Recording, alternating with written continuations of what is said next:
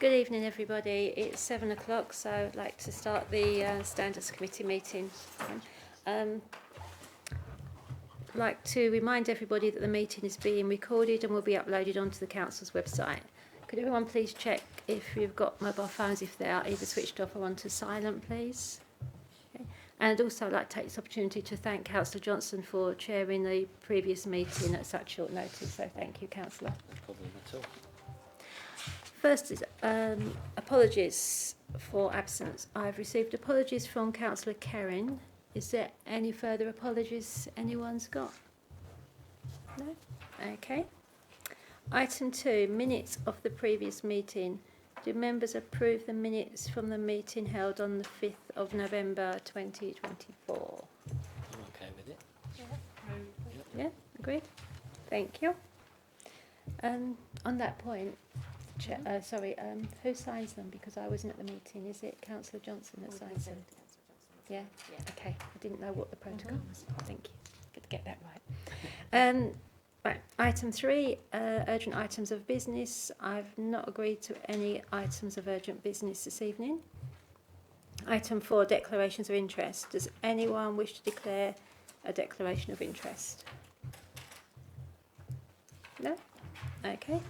Right, we'll go on to item 5, which is member development strategy and training and induction schedule for 2025-26. Can I ask Matthew to present this item, please? Thank you, Chair. So there are essentially 3 elements to this report. The first is to put before the committee the new member development strategy for next year, 25-26. This is a strategy we introduced last year to outline and sort of dictate how we would support as a council the member learning and development going forward. And the report really asks the committee to support that strategy, and also in recommendation 2.2 to comment on the resources available for that training. The second element of the report is to put before the committee the draft training schedule for members next year. The dates are obviously open to flexibility and change as we work through the next couple of months, but the content is there for the committee to make any comments, anything that's missing or you feel shouldn't be there, to let us know. And I would add that the training schedule has been through Governance Recovery Board, who supported it as well and made their comments. As part of the member training schedule as well, we're asking the committee to endorse our new member learning pathways. So this is that we identify roles that members will do within the committee, and with those roles come a suite of training sessions, so that when a member starts the year, they have a sort of clear access to what sessions they should be attending, and hopefully that will lead to less confusion and questions for members around which training sessions they should be attending for the roles that they're doing. And last but not least, when this report was drafted, it was to comment on the induction day, but obviously with the cancellation of the elections, that's unlikely that we're going to have an induction day.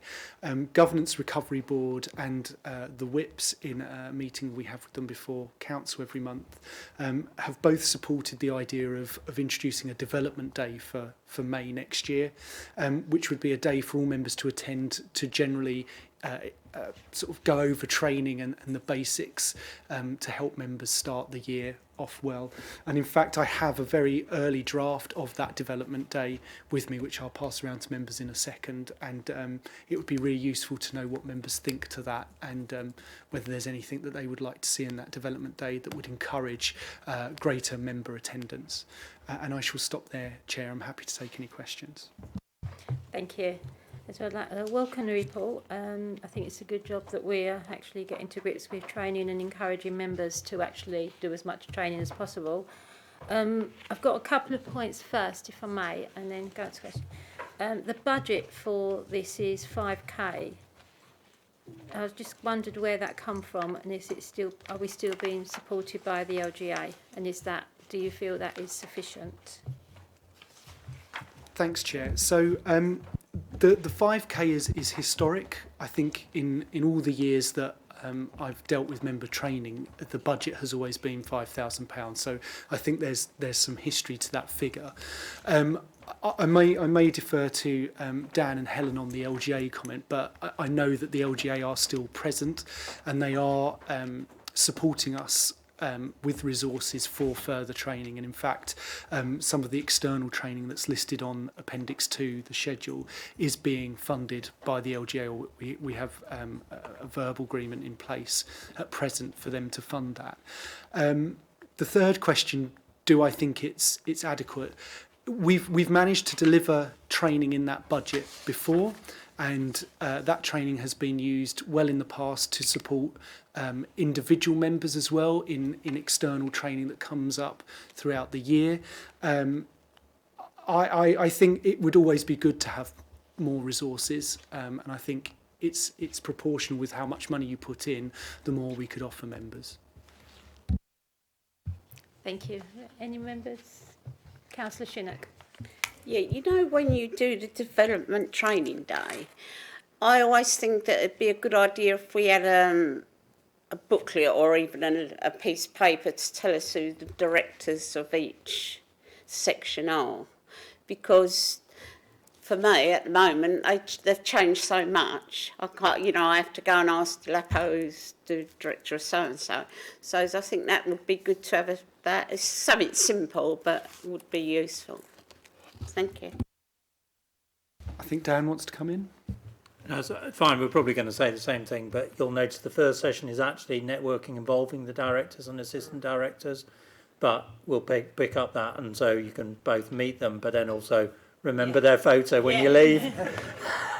We won't be offended. We'll even go for name badges. Any other questions? Councillor Johnson? I think obviously the development day is a really good idea. I'm all for it, definitely.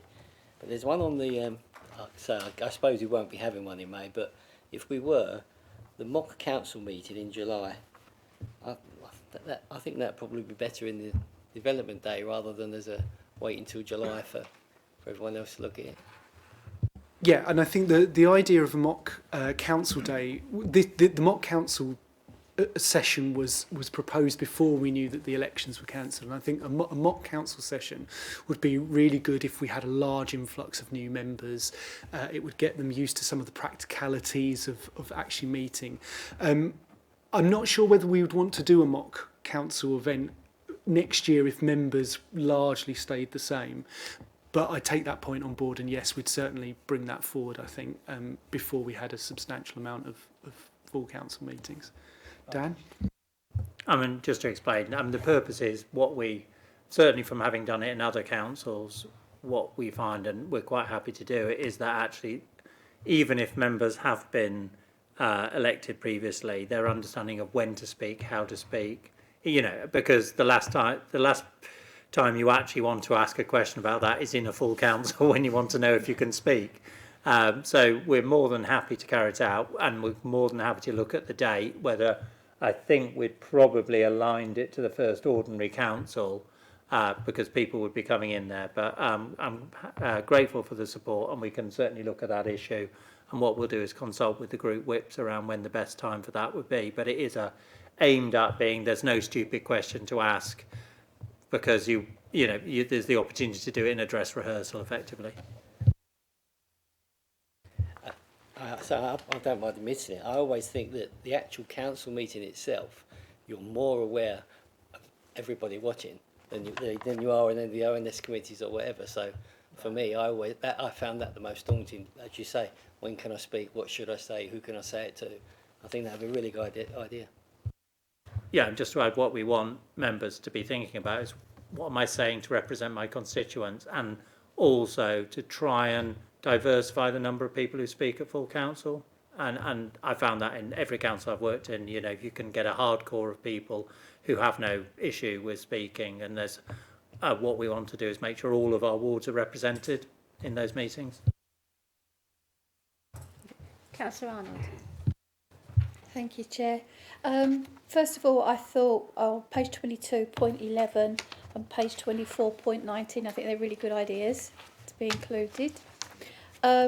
the member training schedule, I was looking at that and the pathway and who it's for, and I noticed the corporate parenting training seems to have gone down to being committee skills for the specialist committee and the chair, and that concerned me a bit because it's not a very well attended bit of training, and yet every single counsellor is a corporate parent and has a responsibility for children in care and should know the fostering process, the in care process, the transitioning from children to teenagers. And I don't think counsellors understand at all how important their role is as a corporate parent. So I'm a bit concerned that that doesn't say all there, or whether there needs to be two types of training, a session specific to being on the committee, but a session for counsellors in general. And then I'm just looking at the development day, and yeah, I agree about the having a chance in the chambers. The thing is, on my very first chamber, I stuck my hand up at an inappropriate remote, and everybody behind me was going, "No, you can't ask a question." And it was too late. But one thing that was on my induction training all those years ago was there was a counsellor in attendance that told you what it was like to be a counsellor and was there for you to ask those questions to openly. It wasn't political or anything. It was just, this is what it's really like when you get your bum on the seat. So that, I think that's quite important to include that on that induction training. Yeah, thank you, Chair. I take that point on board, Councillor, about the corporate parenting, and yeah, I think that's a point well made. We'll pick that up. And yeah, the councillors, I remember that in the induction, and that always seemed to be where most of the debate happened and where the new councillors really got a lot of information out of it. So yeah, I take that on board as well. I think that's good to reintroduce as and when we get a group of new members. Councillor Fox. Thank you. As the newest councillor around the table this year, as of last year, I found the training that we've done so far absolutely invaluable. It has been absolutely brilliant. So to build on what has already happened, to go into this new year, brilliant.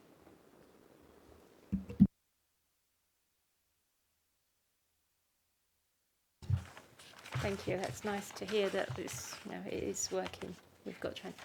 Anyone else? Yes. On average, how much does external providers charge? 5,000 seems quite a small budget if you want to do the training properly. Yeah, that's a good question. So I think it depends how long you're engaging the external trainer for, whether they're on site or whether it's remote. All those things affect the cost. A lot of the training that we use the £5,000 budget for tends to be hosted at venues in London, for example, that members from around the country will attend, and the average cost of that is around 150 to £250, I would say, and we would members. We send those opportunities to members and ask for member interest, and we engage with members who we feel would most benefit from those attendances. But if we were to organise a training event here at the council, we invited a trainer to attend the offices and give a half a day session, that would cost considerably more.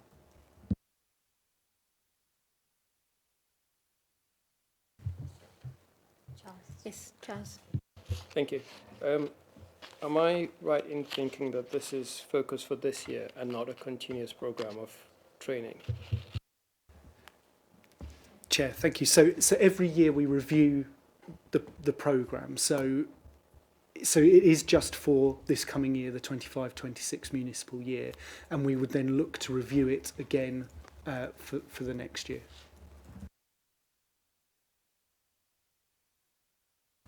And I've got a few more points, if I may, since.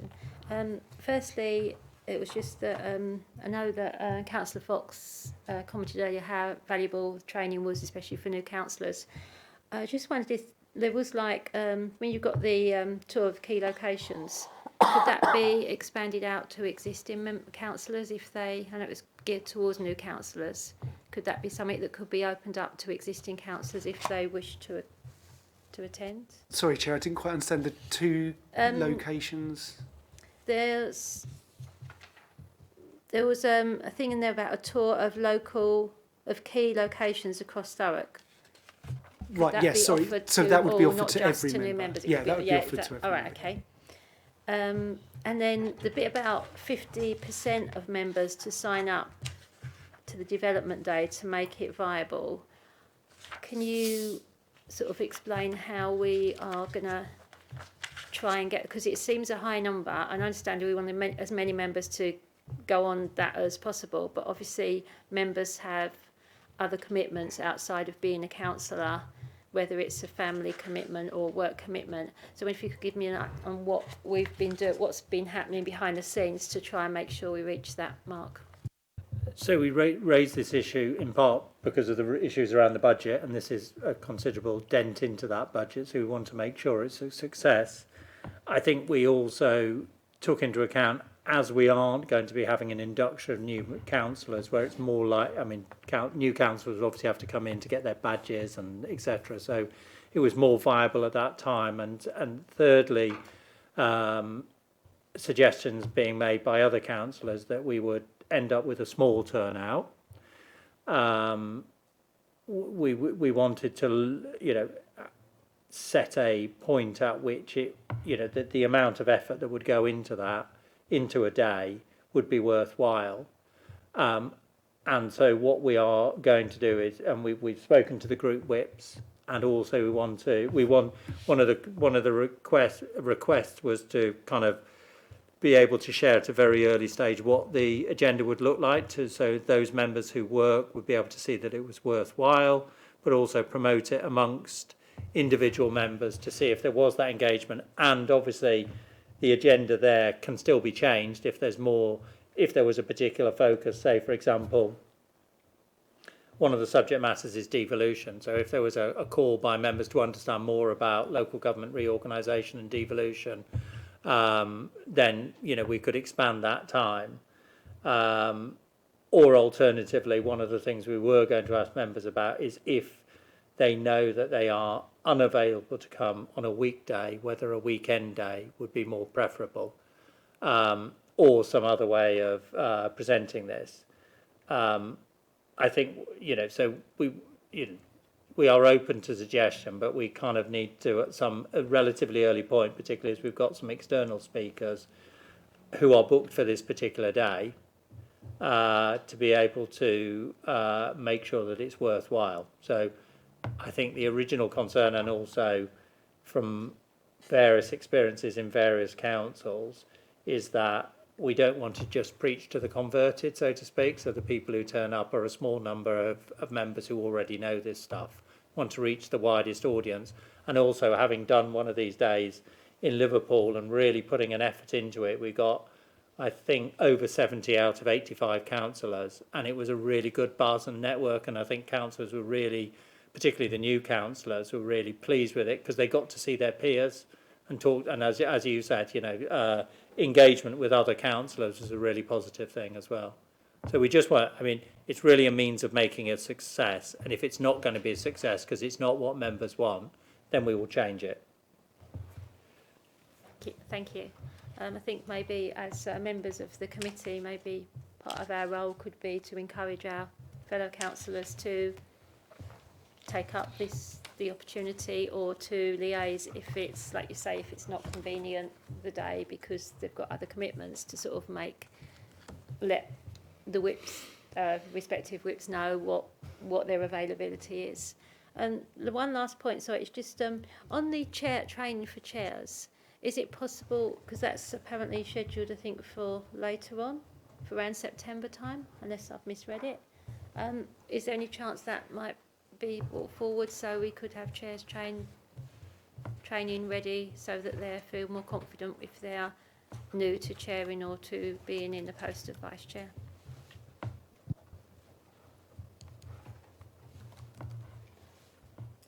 Oh, sorry. Yes, Chair. I think that's something we can certainly look at. Yeah. Thank you. Is there any other comments by any other members? No? Okay, if we could go to, I've lost it, the recommendations, please.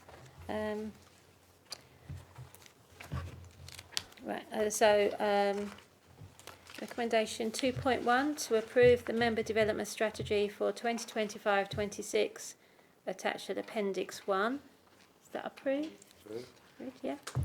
And in 2.2, in accordance with Section 13 of the Strategy Standards Committee, to make any recommendations to full council on resources and budget available for member development for consideration for the 2026-27 year.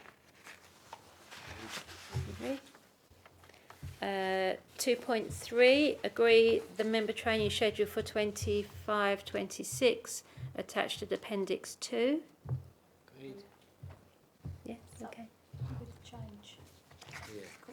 With the, obviously looking at what we've discussed in the discussions that we've had, if that could be implemented there or looked at. And endorse the application for member learning pathways attached to Appendix 2. Yeah. Endorsed. Endorsed, brilliant.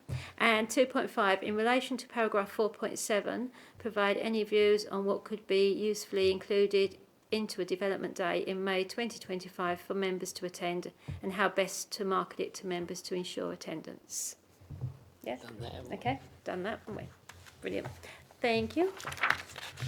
We will now go on to item 6, which, just trying to find the page, which is on page 47 of the agenda.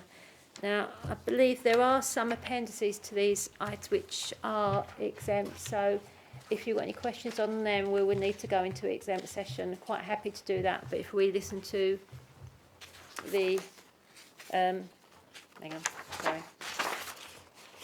If we listen, I think it's Helen's going to present this report, yeah? So if we listen to Helen, then if we do need to, if anyone has any questions on the appendices, please let me know, because we will need to go into exempt for those questions. Thank you. Thank you, Chair. Good evening, members. So this is the Ethical Framework Update report that is brought to the committee on each occasion. And so it deals with gifts and hospitality that have been declared by councillors as they are required to do so under the code since the last meeting, declarations of interest at meetings that may have been made, and then also details of code of conduct complaints that have been received regarding members and actions taken, together with details of the complaints concluded during the period and outcomes.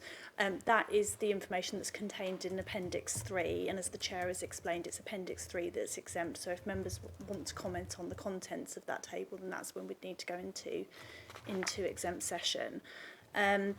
So attached to the report at Appendix 1, which is found on page 53 of the pack, there's the records of any gifts and hospitality that have been declared for the period 28th of October 2024, which is the date after which the last reporting period ended, to the 3rd of February 2025, which is the date on which these papers were published. So there's been one declaration during that period as set out in the appendix. With regard to the declarations of interest, there haven't been any declarations of interest made by members at meetings during that period. And then, as I said, in Appendix 3, we have the exempt appendix that deals with the Code of Conduct complaints. I'll stop there, Chair, but if there are any questions, then I'm happy to take them. Thank you. Has any members got any questions? I've got one question, but it's only about timescale. It's not about a specific. Is that okay to take that Yes, that's in fine. public, yeah? Okay, Councillor Arnold. Hi, it was just looking at how long you give a complainant to supply you with the more information that you need.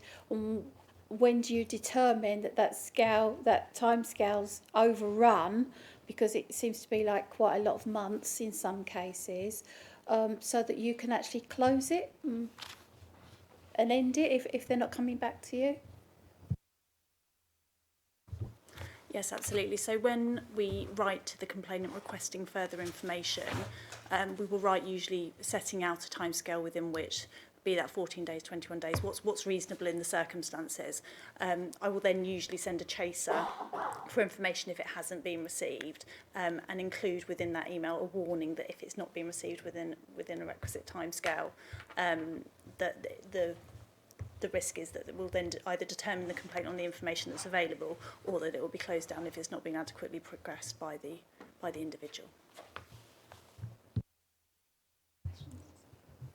Anyone else got any questions? No? Yes. Just on Appendix 1, how does that compare to historical gifts and hospitality? Just one over that period seems light, but again, I don't know the history and what normally is reported. Yeah, so I've been involved in preparation of this report for the last committee and this one, and the one before. I think at both of the preceding two committees we didn't have any declarations of gifts and hospitality, so it does appear that it generally is at a low level, with us only having one during this sort of quarter period. Okay. Anybody? Anything? Can I just touch on a bit what Councillor Arnold was saying about how long it takes? If because we have a set period of when the complaint should be resolved by or decision be made. How? Because if you're not getting the information you need to decide whether you need to take it further or to, how long do we let it keep going on until we actually, because there's some things take a lot longer to go through than others, and just wonder, do we need to, what we're doing to make sure it doesn't just drag on if people aren't answering, if you need to get more information and it's not being answered, your emails or correspondence isn't being answered. Yeah, absolutely. So I brought to the November Standards Committee a table which set out timescales that's going to be adopted, the committee agreed can be adopted into the Constitution, so therefore provide some clarity as to what's expected and what the timescales are for both the complainant to approach us and also for us to respond. And also we now have a weekly internal governance meeting with officers at which the Code of Conduct complaints are discussed on a weekly basis, and that gives Dan the opportunity to have oversight. We'll have discussions about how best to progress them. So we are trying to address those timescale issues, and being completely frank with the committee as well, just in terms of some of the timescales the delay has on occasion been mine in terms of responding, just in terms of juggling lots of different items at the moment alongside obviously the Code of Conduct complaints. So I don't think it would be fair to suggest to members that it is always that we are waiting for information. There is sometimes a slight delay on our part, but we are looking to progress them as quickly as we can.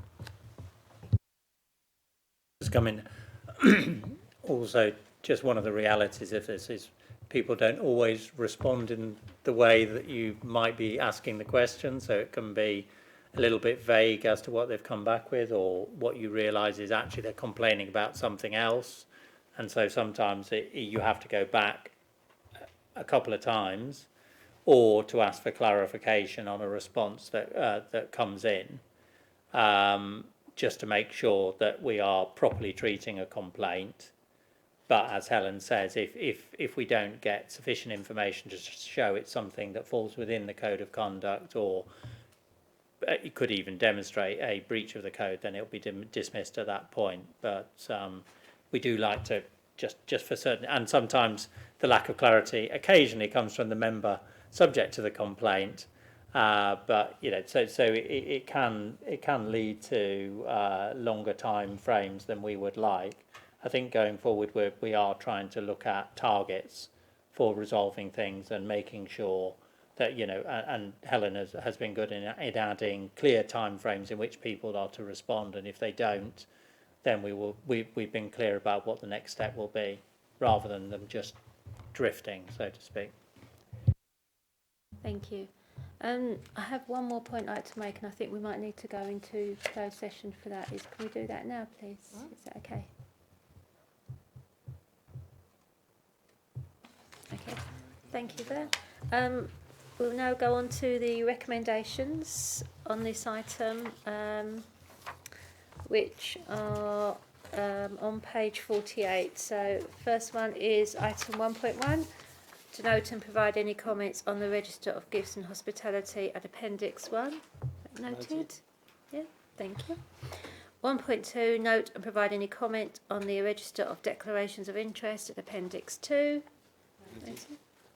And 1.3, to note and provide any comment on the code of conduct complaints received and concluded during the period as set out in the exempt appendix 3. Noted.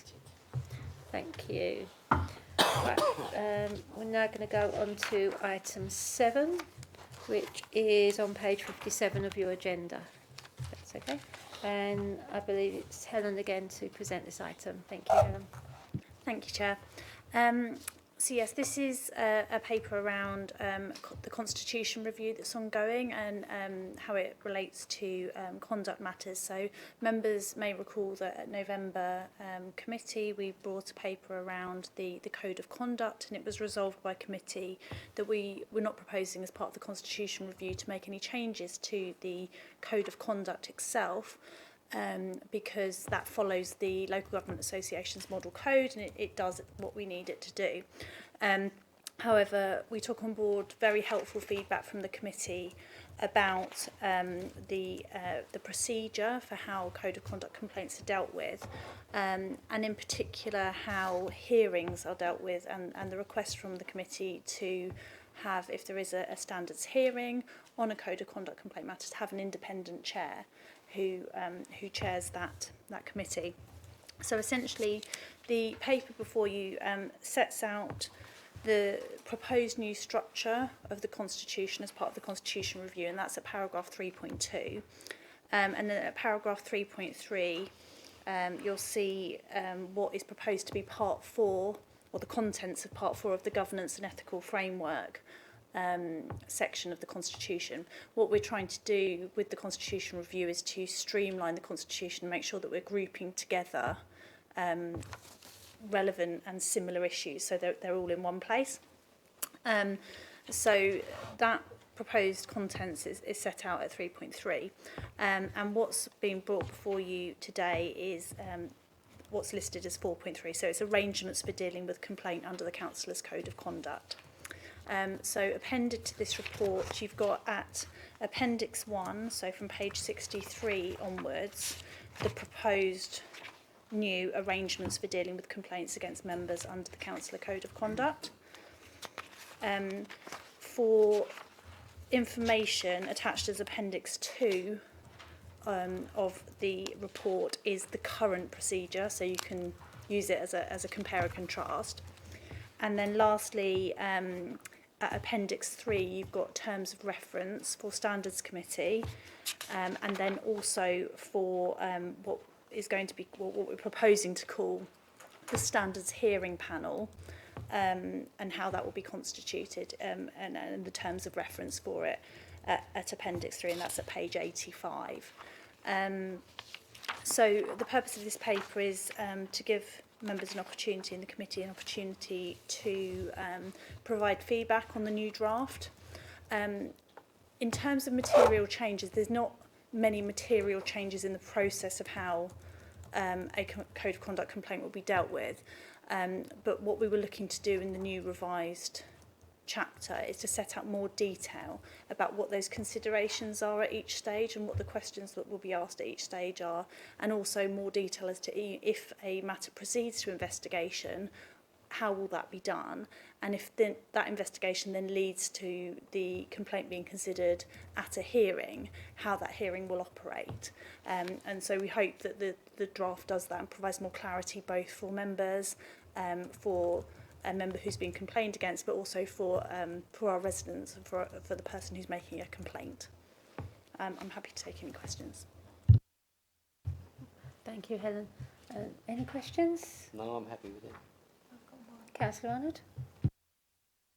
Thank you. My question refers to page 66, 6.1.7. I was just getting a bit of clarity around that because I don't remember reading that in the past sort of constitution. I wasn't sure whether that was new, but it says complaints by a councillor against another councillor will not normally be investigated unless the monitoring officer considers that other processes, e.g. informal mediation or political group processes, have been exhausted. But surely it should really depend on the seriousness of the complaint as well. And so, like, you know, with I don't want to mention specifics, but we've had other cases which I think they were quite severe, and I wouldn't want to think that they were dealt with informally because it was a councillor bringing it up about another councillor.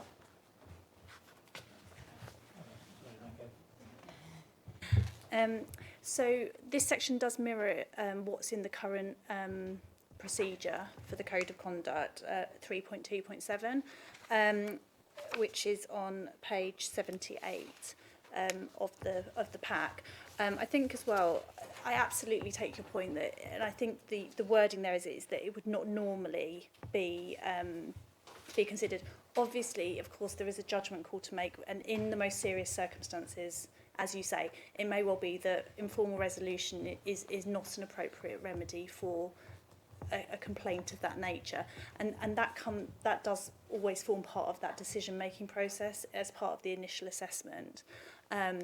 So I think hopefully the circumstances that you set out would be covered by that not normally wording and the individual consideration that each matter gets. Councillor, do you want to come back? I just know how sometimes ambiguous wording can sort of like flurry the edges for everyone, and it's a bit subjective. So, but I like the word you use there, appropriate, and I wondered whether maybe that could be worded in some way that inappropriate, if it's not appropriate to do that route. I don't know. I don't want to get het up on wording, but I just know how ambiguous wording has tripped us up in the past, that's all. No, I absolutely take that on board. My reading of this is that this particular part of the proposed draft, and as it is in the existing one as well, is to deal with those relatively minor tit-for-tat type complaints that do arise from time to time. Certainly, as I say, I think in those most serious cases, it may well be that resolving or trying to resolve through any group processes or through informal resolution, like I say, would not be appropriate.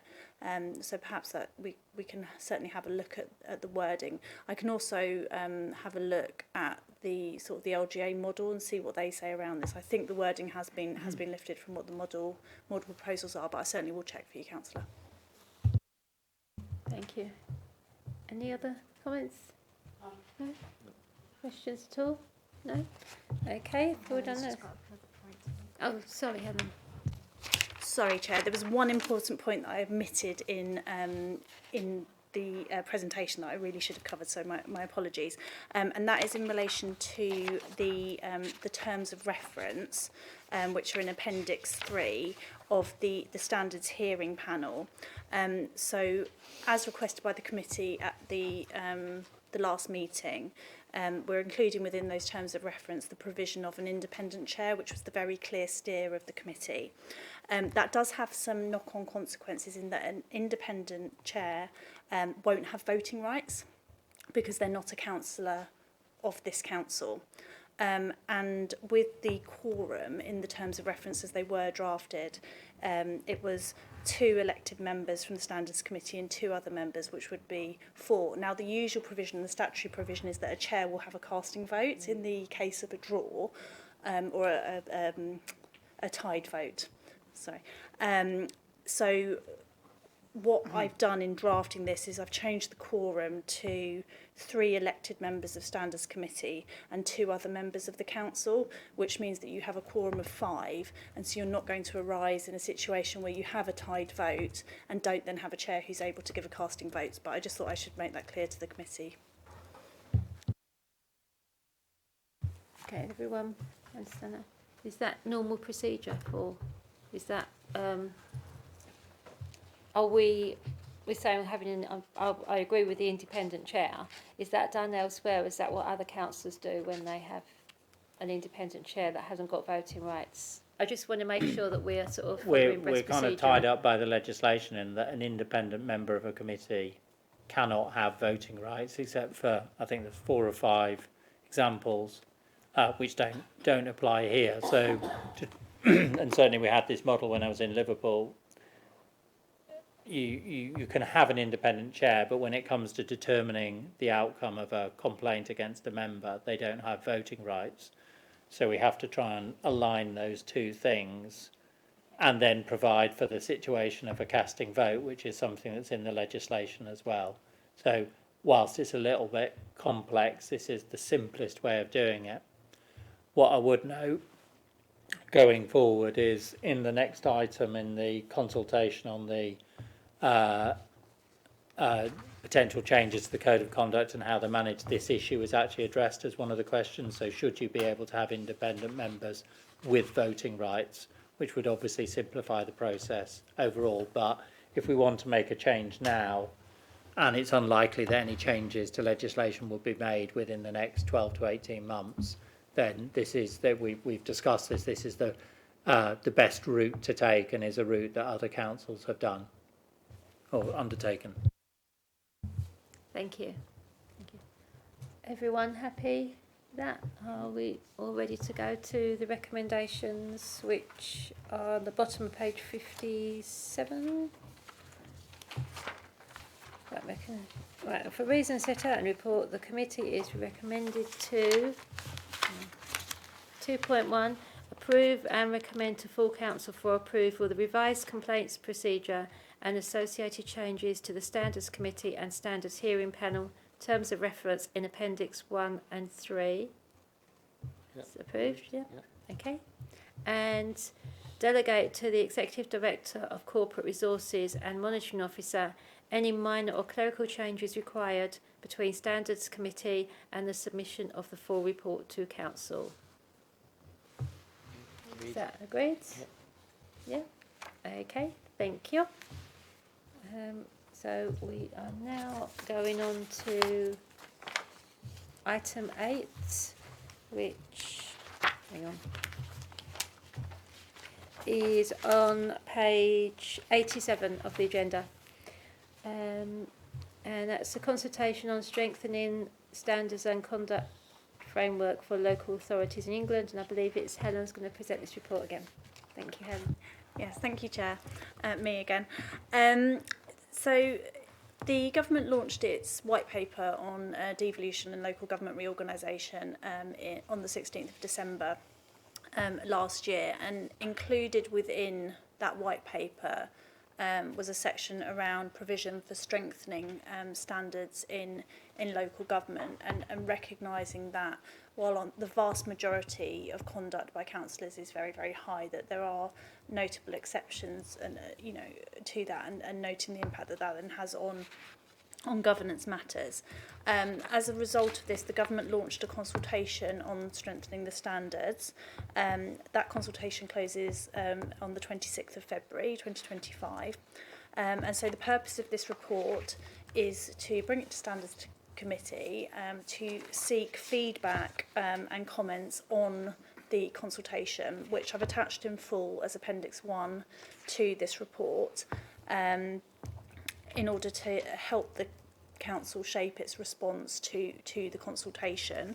In particular, I mean, there are some key changes that are proposed by the government that they're seeking feedback on from councils, as Dan's alluded to, and in particular around what the sanctions are. And I know this committee, and we've had discussions at the November committee, has made comment about the adequacy of sanctions for conduct matters.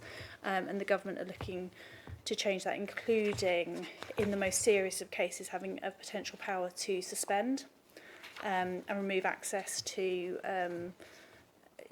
allowances, for example.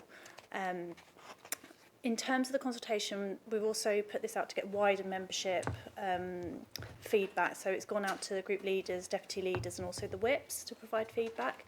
But we wanted to ensure that we brought a paper to stand as being the committee that deals with ethics and governance for the council to get your feedback. I'm not proposing that we go through the questions one by one because it's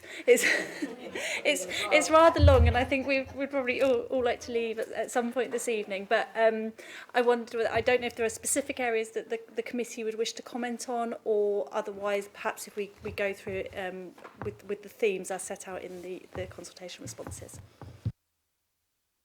Thank you. I was thinking maybe, because we've got it's about 40 questions, isn't there? So we take a few, like the first 5, and do it in batches of 5, so that if anyone's got anything, they've got a chance to put their input in. Is that all right? And then hopefully we'll be able to skim through them. Right, so has anyone got any general comments first? Councillor Arnold. I've actually been online and filled out the survey, so I would hope that most members here are going to do it before the closing date on the 26th, if they haven't done it already. Dan, you stole my thunder because I picked up that you've done a workaround with the vote, because I've definitely in my survey, I don't mind not being anonymous about this, I've said that we should have an independent chair and you should have a casting vote. And so one of my things was to say, when we do this, could we please make sure, if everybody's in agreement with that the council do fill in the survey on behalf of the authority, and that they do say that we would like that bit changed here. That was all. Okay. Any other general comments? Has anyone got any? Do you want to go through the first 5 questions, or you're going to do it online? We'll be doing it, definitely. Okay. Has everyone got access to doing it online if they want to? Because that's the other thing. Councillor Foot here. So are you happy to do it online? I do personally agree with Councillor Arnold with the chair casting vote. That would be nice to. That would be a nice thing to actually get that through if we can. Yeah. So I mean, I've got some. That's why I said do it on 5, because I've got some here, but I can do it online. So then that will save you lots of time. Okay, so is any other comments, Councillor Arnold? Just, I think for officers' point of view, we should at least maybe give them an overview of where we want to be with it and whether we agree with, because there are things like if it's a serious enough as allegation that's founded, that you can suspend the councillor and you can suspend and remove their allowances, and if they commit another offence and get another strike within 5 years, you can suspend them, and you can suspend them for up to 5 years. So, I mean, me personally, I like every question for me was like a yes answer, and I'd kind of like it to be really robust, because I think there isn't enough repercussions on us. It's on. There isn't enough repercussions on us if we are naughty. I think we get off lightly at the moment, and I think because, as it says, we're upholding and presenting leadership to a borough, we should be held accountable in the most severe way that we can if we don't follow that code of conduct.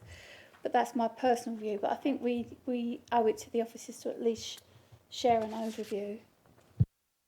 That's a fair point. With that. Yeah. Given your view, so you're in agreement, Councillor Arnold and Councillor Johnson on that. Councillor Fox, Councillor Shinn, have you got any sort of Councillor Fox, any? The only thing I would say, I don't know whether I've missed it earlier, but if we can be sent the link to be able to get to this survey by email. Cool. Yeah. Could that be done, even if it's been done in the past? Maybe it could be resent for those of us that haven't actually got to complete the survey yet. That might be easier than trying to scroll back through. Absolutely, we can arrange for that to be resent. Perhaps given that the deadline is not too long away now, perhaps we could do it with a bit of a reminder and with the deadline. Absolutely. That's great, thank you. Councillor Shinnock, any comments? Yeah, my main concern is we've got councillors who persistently, go down the wrong route of foul language and so forth. And I don't think there's been enough repercussions on it for them, and I'd like to see more outcome of that, something more done. Because sometimes it goes on, and I get very tired about it all because nothing ever gets done.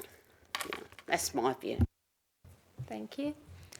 Our independent members, have you got any comments on this at all? It's probably points that have already been raised already, but it's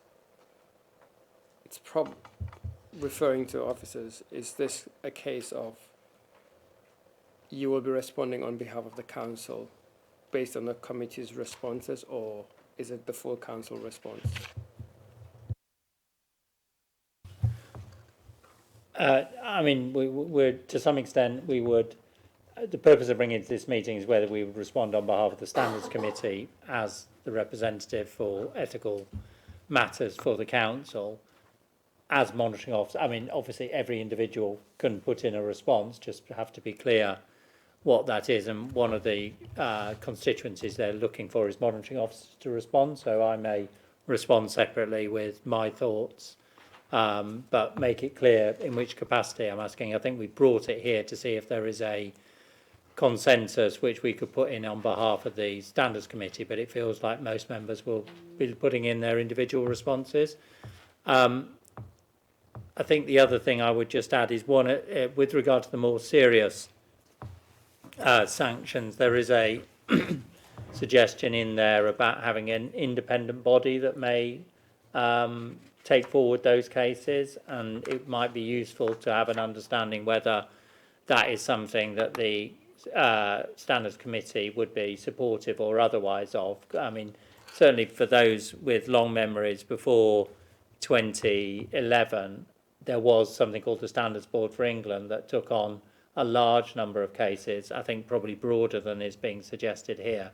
And there were certainly different views on how it operated, but I think what they're looking for is a kind of, to some extent, a replication of that, so that there would be an independent body that would deal with those cases that are clearly going to be the most sensitive, but also the most with the greatest punishment. And it struck me that that was something we might, given the views given, that might be something that we might want to take a view on, or discuss, or not take a view on, I think, on that.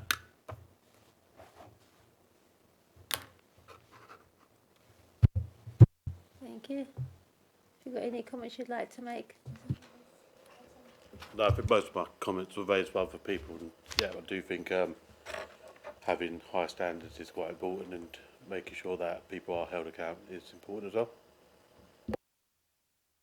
Thank you. The only other, I mean, I've agreed with a lot that's been said tonight. The only other thing I'd like to say is I think there's I've got to find it, so hang on. Sorry.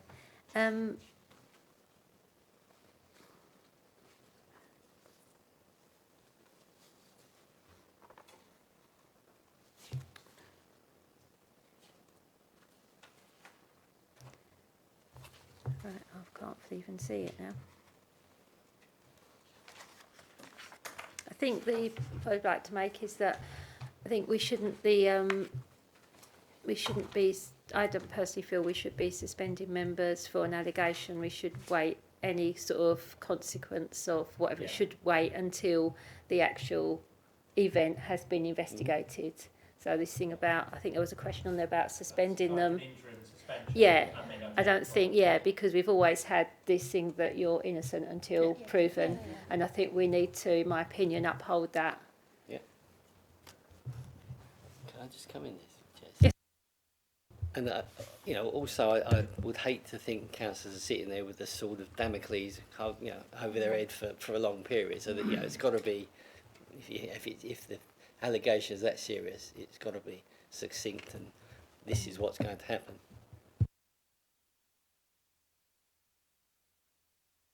Oh, sorry, Councillor Shinnick and then Councillor Arnold. I welcome what Dan said about the independent body getting involved.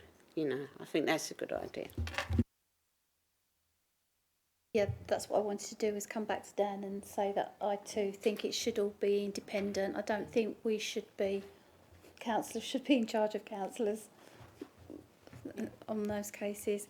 And like you say, for me, I don't think people should be suspended until sort of like it's resolved in whichever way it is. But likewise, we can't have it going on for 5, 6, 7, 8 months unresolved. Thank you for your comments. Any other comments at all? Probably, Yeah. if we consider question 34, I think we've discussed this in some way, shape or form in the past few meetings. This is an example of where we could set a time frame internally and in the constitution.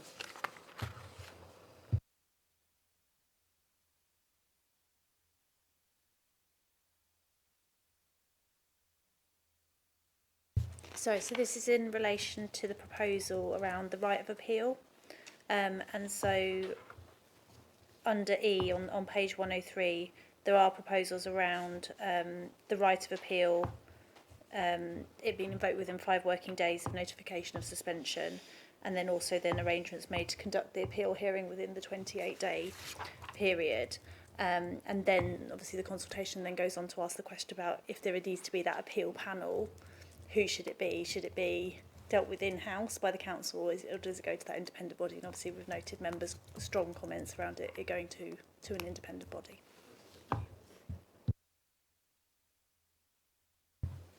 Thank you. Any other comments, views to be put forward? No? No.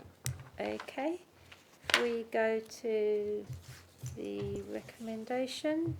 I think there's only one. It's 1.1. It says members of Standards Committee are requested to provide their comments on the proposed measures to introduce a mandatory minimum code of conduct for local authorities in England and to strengthen the standards and conduct regime to help shape the Council's response to the consultation. Agreed. Okay. Okay, and we're now going on to item 9, which is the proposed work programme for... This is actually our last meeting, unless anything major crops up, which I don't think will happen. But we're looking at the work programme. I think it's for mainly sort of geared towards the next municipal year. Is that right? That's right, Chair. Yeah. Yes. Would you like? Thank you, Chair. We have just carried on a few statutory items. As Helen's alluded to, we will be bringing the Standards Annual Report 24-25 to the first meeting, which we then will present to Council later on in the year.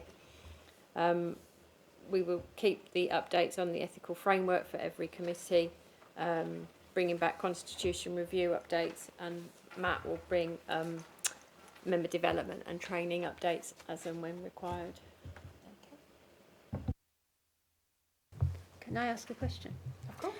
On the item we've just discussed, the consultation, will we be getting feedback on when that closes, on what the next process is, or what's happening with the with our answers to with our consultation? Yes, we can absolutely provide an update on the responses provided to the consultation. Also, as well, subject to government timescales, there's real potential, depending on the feedback they get via the consultation, that there's going to then be amendments to the code of conduct, or the requirement to introduce a mandatory code of conduct, and other matters flowing from the consultation, particularly around the sanctions that have been proposed. That's likely to require legislation, so it could be some time off, but absolutely, of course, we will need to bring back to this committee any of those changes that we then need to make to our constitution to reflect any changes that are made centrally. Okay, thank you. Has any member got any comments or anything they'd like to see proposed to go forward for next year's work programme? Lost it. Yeah. Oh, sorry. Okay. I'd just like to thank everybody for all their work they've done this year, and Look forward to seeing you maybe next year, depending on how things go. I know there's no elections, but we don't know who's going to be on the committee next year. And thank officers as well for their reports and their time and support on this meeting. And also to independent members, thank you very much, and I hope you will consider continuing with us next year. Thank you. I will now close the meeting at, I think it's 8:15-ish.